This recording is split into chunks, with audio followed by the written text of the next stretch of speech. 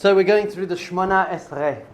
It's the foundational, fundamental, central prayer of the Jewish people in the formal prayer book. Don't forget that more important than the Shemoneh Esrei is Shema is not a prayer. Shema is just saying, is a declaration of faith. Listen, hear, O Israel, the Lord is our God, the Lord is one. That's not praying. Praying means I'm speaking to God. Shema is not a prayer. So if anyone says to you, did you know the Shema is the most holy and central prayer of the Jewish people? You say, well, apparently it's not actually a prayer. It's a declaration of faith. Do you know what's more important than Shemoneh Esrei? Speaking to God from your heart in English, just all the day. Personal, private, authentic prayer from your heart. More important. Very, very, very important. But the formal prayers, which you said don't really make sense, because how can you have a formal prayer? How can you tell me what to say and when to say it? And say the same thing every day? Doesn't make sense. Watch the video on the 7 reasons why it does make sense. Not going to go through them now, but it does make sense. And everything that doesn't make sense to you in Judaism, it does make sense. It just doesn't make sense to you because you haven't learned yet. We're on blessing number 7. Ra'eh v'anenu. See our affliction.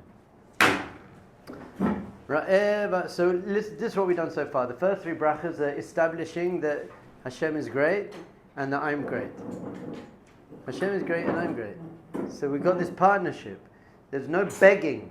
Jewish prayer isn't begging. Do you know what the word prayer means? Beg. It's from a Latin word precare, which means to beg. And from England we learned these things. So we don't beg. We're not begging anyone. Ra'eh v'anenu. So then we said, Atah choneh la'adam da'at. The first request is, let me just have basic human intelligence, which not that many people have nowadays. Basic human intelligence. Atah choneh la'adam da'at. Hashivenu avinu Toratecha. Then we ask for the fundamental purpose of the whole of creation, which is relationship. A deep, deep relationship with Torah being the guidelines for what we should and shouldn't do, and avoda, which is an emotional connection, and tshuva shlema, which is just a personal, intimate, amazing relationship. Then we said slach lanu. By the way, forgive us for all the times we messed up and all the things that we've done, things where I didn't live up to my potential, I didn't live up to my soul, I let myself down. Remember we had the whole class, I let myself down. The myself is your soul, it's perfect and pure and amazing and holy. The I is your ego, is who you're choosing to be through your thought, speech and action.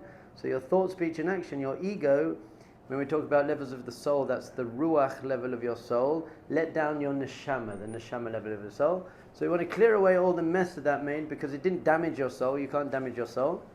We just want to clear away the mess that it made and come back to that. So we say slach lanu, and now we're on ra'eh. Yes, please.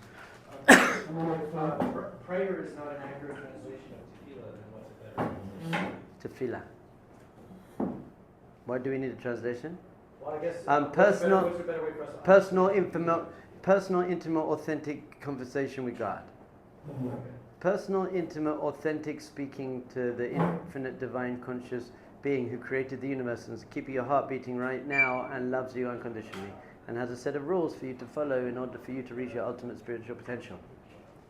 Prayer seems easier, but it's less accurate. Communication. Some people don't like communication because they say, well, communication is 2 ways. And I'm talking to God, but I don't hear God speaking to me. So, well, great, I'm talking to God. So I'm saying, Slach lanu avinu ki chatanu. I don't hear any voice saying, you are forgiven, my son. So it's not a real communication. Obviously, the answer to that is God's communicating to you with everything you see, hear, feel, everything. Yeah, anything that ever happens to you is God communicating. The whole of the universe is God's speech. God is speaking to you. That's why it says God spoke and the universe came into being. And the word for a thing is a davar, which is the same as the word for a word, which is a davar. So davar Hashem is, everything is Hashem speaking to you. This table is Hashem speaking to you. Rabbi Nachman, Likutei Moran 17, says that a tzaddik is someone who looks through everything in creation and sees Ratzon Hashem, sees Hashem's desire.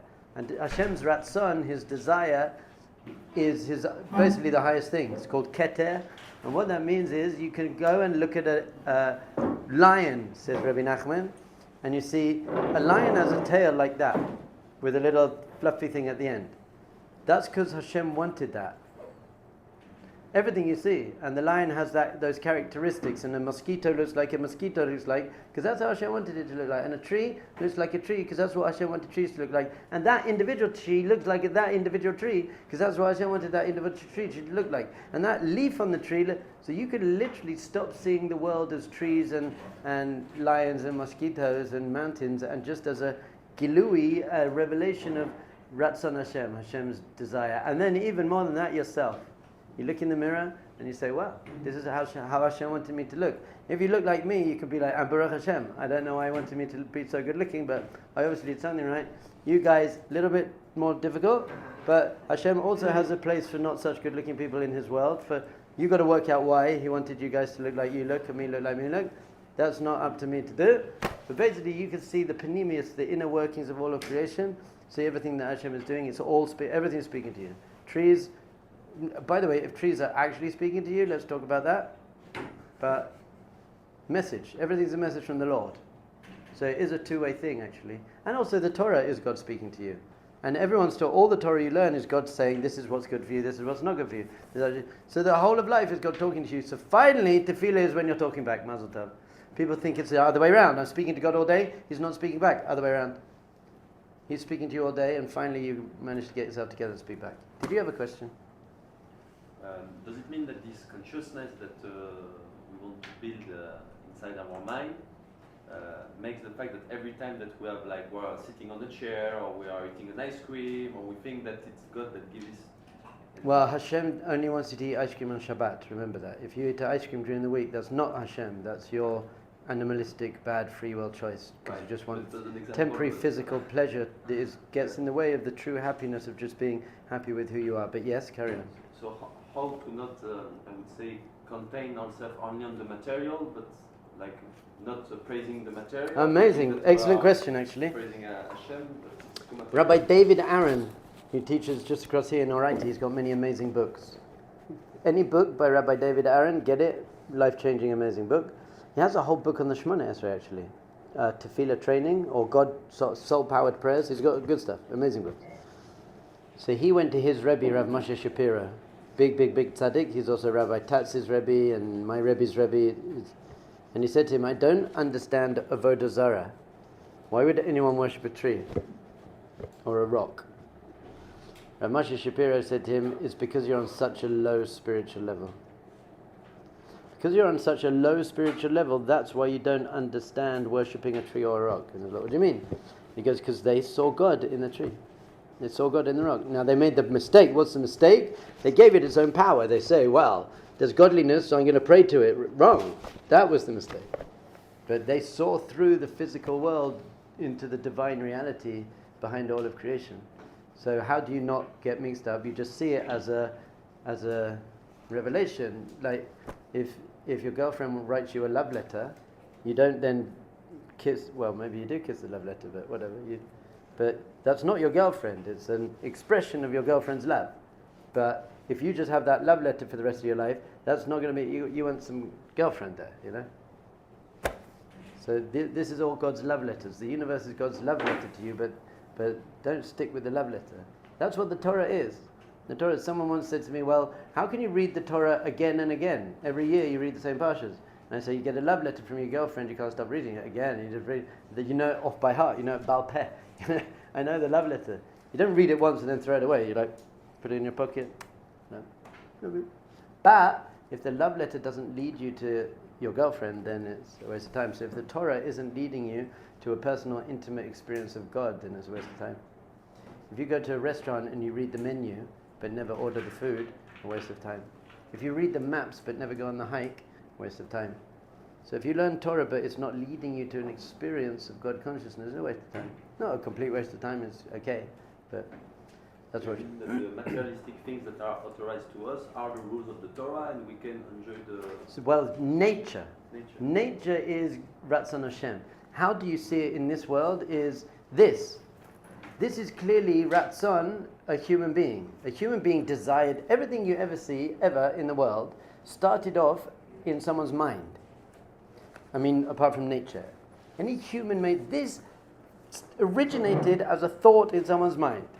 And then he put all the pieces together and made it. Everything, this, book, everything. You look around this room, you won't see anything that didn't start as a thought in someone's mind. And then that thought was manifest into reality through, and he had to work it out. So the thought, we said, is really chokhmah, this flash of insight. I want a pencil case. And then we had bina. Bina is, okay, what do I need to do I got to call up the factory and get the architect and the design. And then you got the das, which is, okay, now I'm going to bring it into reality. Would you like to say a bracha? Baruch. I actually already did on this. Fantastic. I had half of it earlier, half of it now. That's so wonderful. Okay, take it out of the paper there. It's out of the paper. No, all out, completely out. And move that thing away. All the paper, get far away. Just hold the sandwich, no paper. Out, good. Now breathe deeply through your nose, take a nice bite, and appreciate Hashem's. So fine. So everything you see in this room, the camera, everything you see in this room is a materialization of a thought of a human. So every lion and mosquito and you are a materialization of the thought of God. Nothing just is. It's a material. It's a mamashot. It's a revelation. It's a gilui. It's a revelation of God's divine light in that form. It's brilliant. Do you have a question, Yaakov? Yeah, I was wondering, like, how can you see that revelation? And like you're saying, like a tree, you can see it. How do you? Now, fine. If you're a very big tzaddik, you can start working out that it's teaching me something like I have to have roots in the ground, and my roots bring up the water, and the water gives life. You can't see the water, but it gives life to the tree, so that represents the soul. The soul is like the water, the life-giving force of the body, and then the trunk is my values, and the branches are like my good deeds in the world, and the fruit is the mitzvah. But we don't need to do that. You can, to some extent, you can just be like, wow, God wanted that tree to be like that. That's enough. Just to be like, wow, there's a bird. God wanted that to be like that. That's enough. But I think big tzaddikim can see what Hashem meant. Why did Hashem want birds to have two wings? Because one wing is ahava and one wing is yira. Love and awe. Love and awe. Because if you want your prayers to go up, you need to say them with love and awe. So the bird represents the prayer going up. But you can have fun with that, but don't get weird. Just be like, the world's amazing. The world's an amazing place. Okay. Ra'eh v'anenu, Hashem, so fine. So, establish what we are, what Hashem is. We said, please give us intelligence. Then we said, return us to you. We just want to have that relationship. Then we said, sorry for all the stuff that we did that got in the way of the relationship. And then we say, but look, it's not easy. It's not easy. Life's not easy. You want me to be spiritual and connect to my soul and connect to you. I can't see you. My soul's intangible. I've got issues, and I've got relationships issues, and financial issues, and self-esteem issues, and I've got physical desires, and craving, and ego, and people are doing it. So we're like, Hashem, and it says, Ra'eh v'anenu. Why v'anenu? It should just say, Ra'eh anyenu. Anyenu. Ra'eh anyenu. See our affliction. It says, v'anyenu, so that our sages say it means to come into it. Ber means in. See it. And see, obviously Hashem sees everything all the time. It's not like Hashem doesn't see stuff. But it means like really understand us and come in with us. I want you to like empathize, see what's going on here. And you have to remember, Hashem doesn't expect us to be angels. You're not meant to be an angel. You're meant to, so Hashem knows you got your issues and troubles. And that's what gives Hashem a lot of nachas. Because struggling to do the right thing gives a parent a lot of nachas. If my kids do things that I know they can do, I'm like, that's great. If they push themselves and overcome something and have self-control and discipline, then that's much more impressive to me. So angels don't have free will. As we said before, you can be lower than an animal or higher than an angel. Angels and animals don't have free will. So angels are just good, animals are just bad, basically. They're not bad, whatever. You get the idea. Animals are selfish, egotistical, animalistic. Angels are godly. So you have a choice. If you act like an animal, you're worse than an animal because you chose to be animalistic and an animal didn't. And if you act like an angel, a divine conscious being of infinite radiant love and joy, then you're much higher than an angel because you chose to be that and you could have chosen the other way. So this is we have an affliction. V'rivarivenu, and fight for us. No Hashem. Now this is going to be a very big theme. I've been teaching it a lot. We're just going to see the end of the bracha. Go'aleinu meheira lema'an shemecha, and redeem us. Geula. Geula is redemption. What's the opposite of Geula? Redemption?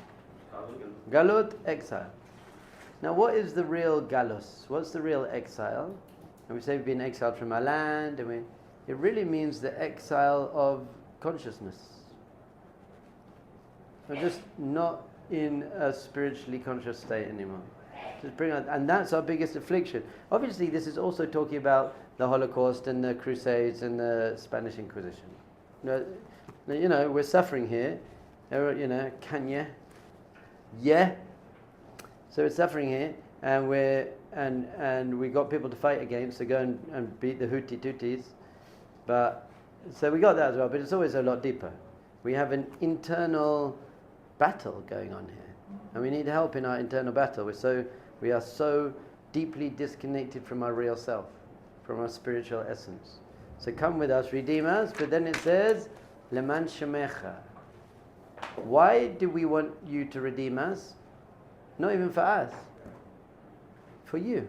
Leman Shemecha. Now what's the difference between Hashem and His name? V'yom hahu yihyeh Hashem echad u'shmo echad. His name, He will be one, His name will be one. What's the difference between Hashem and His name? We spoke about this quite a few times. Look in your amazing notes that you've been taking.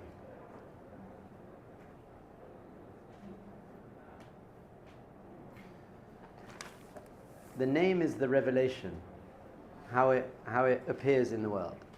As we said, when you live on a desert island, you don't need a name. Don't need a name. A name is only so that you can have a relationship. I can call you Yaakov, Yosef. I can call your names. So Hashem's name is how He appears in the world. So how Hashem really is love and joy and compassion.